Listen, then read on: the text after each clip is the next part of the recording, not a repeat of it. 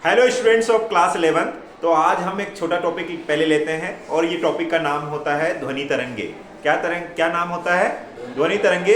जैसा कि आप एक बार देख लीजिएगा क्या क्या लिखा है, ओरली मैं आपको एक्सप्लेन कर दूंगा। दिख रहा होगा आपको? चलो अब मैं एक्सप्लेन कर देता हूं कि है क्या। तो ध्वनि तरंगे साउंड वेव्स जो होती है वो अगर हम बोलें तो लॉन्गिट्यूडनल वेव्स होती हैं। कैसी वेव्स होती है? अनुदैर्घ्य तरंगे होती हैं। और इसमें हम तीन प्रकार की बात करते हैं। पहली बात होती है श्रव्य तरंगे, जिनको हम सुन पाते हैं, एक ह्यूमन बीइंग सुन पाता है। और वो जो हमारी ह्यूमन बीइंग के सुनने की जो रेंज होती है वो 20 हर्ट्ज से लेकर 20,000 हर्ट्ज तक हम इजीली सुन पाते हैं। मतलब ह्यूमन बीइंग के लिए ये रेंज होती है। और अगर मैं बोलूं कि इससे नीचे वाली जो आवृत्ति की तरंगे होती है उनको हम बोलते हैं इंफ्रारेड। क्या बोलते हैं? इंफ्रारेड साउंड या इंफ्रासाउंड, सॉरी इंफ्रारेड नहीं, इंफ्रासाउंड बोलते हैं। और इनसे उच्च आवृत्ति वाली जो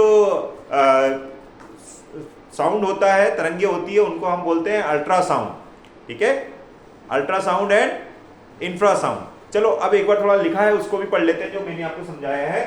तो वायु में 20 हर्ट्ज से 20,000 हर्ट्ज के बीच आवृत्ति के तरंगे श्रव्य तरंगे या ध्वनि तरंगे कहते हैं। 20 हर्ट्ज से कम आवृत्ति के तरंगों को हमने क्या बोला है? अपश्रव्य या इंफ्रासोनिक बोला है। ये हम नहीं सुन सकते हैं, बट कुछ एनिमल्स, कुछ जानवर जो होते हैं वो इन तरंगों को सुन पाते हैं। उसके बाद में 20,000 से अधिक आवृत्ति वाली जो तरंगे होती है उनको पराश्रव्य बोलते हैं या अल्ट्रासोनिक बोलते हैं। अब बात करें कि ये किसी प्रॉपर्टी को शो करता है, तो इनका हम क्या नहीं कर सकते हैं? इन तरंगों का हम ध्रुवीकरण नहीं कर सकते हैं, ध्रुवित नहीं कर सकते। अब ये ध्रुवीकरण क्या होता है, इसके लिए आपको थोड़ा वेट करना होगा।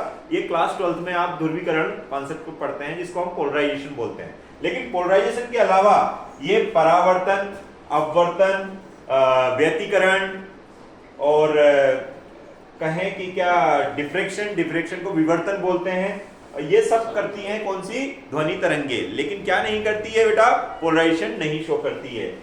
अगर अब एक कॉन्सेप्ट और हम थोड़ा समझ लेते हैं। वायु में ध्वनि का वेग, पानी में ध्वनि का वेग और स्टील में ध्वनि का वेग। मतलब वायु की बात करूं तो कैसी है ये? गैस में। पानी की बात करूं तो ये किस में है? लिक्विड में, द्रव में। और स्टील की बात करूं तो किसमें? सॉलिड में। तो अगर मैं आपसे एक जनरल क्वेश्चन पूछूं कि भैया ध्वनि का जो साउंड है या ध्वनि का जो वेग है सबसे ज्यादा किसमें होगा? तो ठोस में होता है, सॉलिड में होता है, बच्चों ध्यान रखना। लेकिन लाइट इसके उल्टी है। लाइट की सबसे ज्यादा स्पीड किसमें होती है? वायु या निर्वात में। पानी में कम हो जाती है और सॉलिड में तो कुछ सॉलिड में लाइट एंटर ही नहीं कर पाती है। अब स्टील के अंदर आप लाइट कैसे एंटर करोगे? मतलब कुल मिला के आप कंफ्यूज नहीं होना है। आपको याद रखना है कि वायु की जो स्पीड, सॉरी साउंड की जो स्पीड जो होती है वायु में सबसे कम होती है और जितना सॉलिड मटेरियल है उसमें सबसे ज्यादा होती है। आई होप ये कॉन्सेप्ट आपको समझ में आ गया होगा। कौन सा वाला पार्ट? साउंड बेस वाला। Okay, thank you.